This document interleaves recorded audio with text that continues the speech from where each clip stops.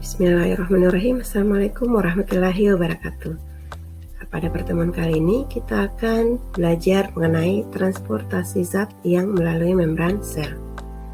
Adapun tujuan pembelajaran yang akan kita capai adalah yang pertama membedakan antara transfer pasif dan transfer aktif, dan yang kedua adalah menganalisis mekanisme difusi dengan osmosis disertai contoh prosesnya. Nah, tujuan pembelajaran pertama adalah membedakan antara transfer pasif dengan transfer aktif. Nah, untuk transfer pasif merupakan mekanisme perpindahan atau pergerakan molekul atau partikel zat yang tidak membutuhkan energi karena mengikuti gradien konsentrasi. Contohnya adalah difusi dan osmosis. Sedangkan untuk transfer aktif merupakan mekanisme perpindahan atau pergerakan molekul atau partikel zat melalui membran semi atau selektif permeabel yang bergerak melawan gradien konsentrasi sehingga memerlukan energi dalam bentuk ATP. Contohnya adalah endositosis, eksositosis, dan pompa ion. Selanjutnya kita akan belajar mengenai peristiwa difusi dan osmosis sebagai bentuk dari transport zat melalui membran sel secara pasif. Nah, difusi itu merupakan pergerakan molekul atau partikel atau ion zat, baik ia merupakan zat padat, zat cair maupun zat gas dari konsentrasi tinggi atau hipertonik ke konsentrasi yang lebih rendah atau hipotonik sehingga mencapai keseimbangan yang disebut dengan isotonis. Jadi peristiwa difusi ini sebenarnya merupakan peristiwa perpindahan atau pergerakan zat dari daerah yang konsentrasinya hipertonis ke daerah yang konsentrasinya hipotonis, sehingga tentunya peristiwa ini itu mengikuti gradien konsentrasi dan tidak memerlukan adanya energi dalam bentuk ATP.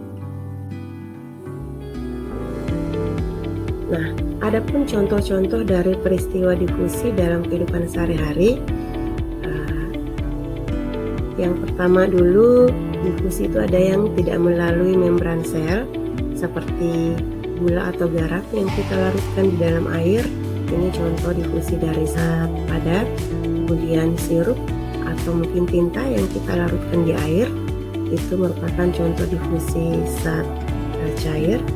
Kemudian parfum yang kita semprotkan itu merupakan contoh difusi zat gas. Kemudian contoh difusi melalui membran sel dalam kehidupan sehari-hari, seperti peristiwa oksigen yang berdifusi ke dalam sel, kemudian karbon dioksida yang berdifusi keluar sel, dan glukosa yang berdifusi ke dalam sel.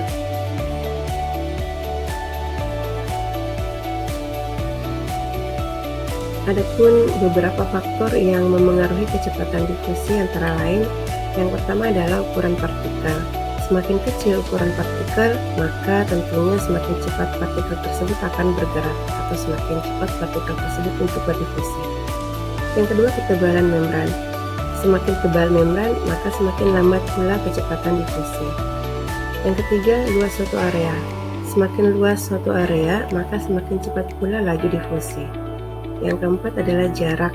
Semakin besar jarak di antara dua konsentrasi zat, maka semakin lambat pula proses difusinya. Dan yang kelima adalah suhu. Semakin tinggi suhu kelarutan, maka partikel zat akan semakin cepat berdifusi.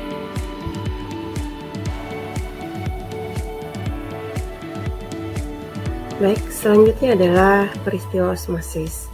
Nah, osmosis ini merupakan peristiwa pergerakan molekul atau partikel pelarut, dalam hal ini adalah air, yang bergerak dari larutan dengan konsentrasi rendah atau hipotonik ke larutan dengan konsentrasi yang lebih tinggi atau hipertonik melalui selaput atau membran semi atau selektif permeabel.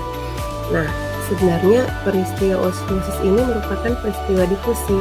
Namun yang berdifusi atau yang berpindah atau yang bergerak itu adalah partikel air atau partikel pelarut.